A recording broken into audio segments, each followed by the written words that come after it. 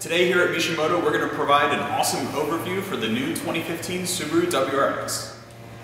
A lot of people have been following our blog, following us on the forums through our adventure of buying this new car, and a lot of people have been asking questions about it, and we're here to answer them. In this first segment, we have Jason, who's our resident Subaru expert, and he's going to give us the lowdown. Thanks, John. So let's take a look underneath the engine bay. What are your first thoughts and initial impressions, Jason? As you all know, it has the new FA20 DIT engine in it, as opposed to EJ25. It's a direct injection, 2-liter square-bore stroke. It's a twin-scroll turbo. The turbo is located underneath the engine now, underneath the crank pulley, as opposed to up by the firewall like the EJ engine. It uses a hot side charge pipe that goes alongside the top of the engine into the top mount intercooler. The intake is a lot different.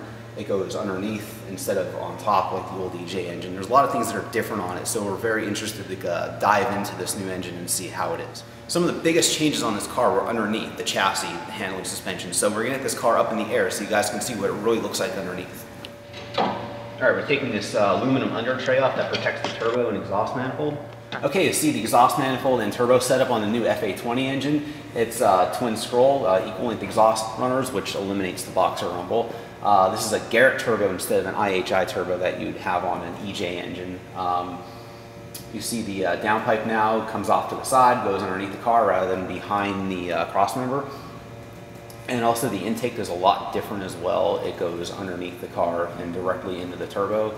There's no more under manifold inlet pipe that takes two days to take off. All right, as you see on the right front control arm of this car, it has a forged aluminum control arm with the pillow ball rear bushing that was introduced on the STI in 2011. Makes for a really good handling upgrade, really improved steering feel. There's more chassis bracing between the body of the car and the front crossmember. Also, the front sway bar end links are strengthened a lot more. They're a lot more beefier than previous years.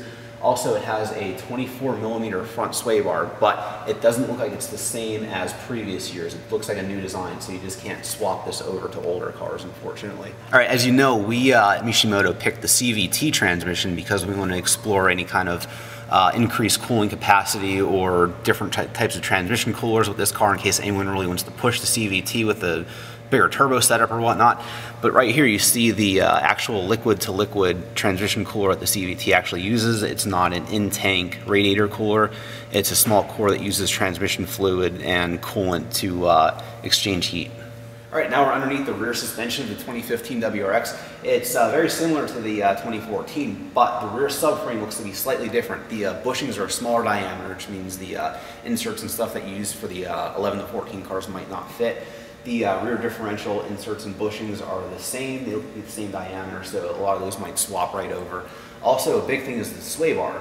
The rear sway bar on this car is 20mm. It's bigger than previous year's WRXs, and the good thing is that this 20mm sway bar will swap over to previous WRX cars between 08 to 14. All right, this little lever here is the auto leveling switch for the HID headlights, which is only on the WRX Limited. Other cars will not have this. This automatically adjusts the height of the headlights. So I noticed this weird diverter when we pulled the under tray off. Tell me about it.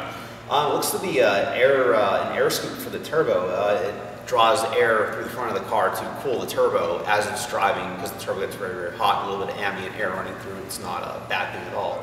Thanks, Jason. Well, these were a lot of our initial comments and thoughts about the car. We want to hear from you. Leave comments below and let us know what you're curious about, what you want to see, what you want to know about the new car, and follow us on our engineering blog, and stay tuned.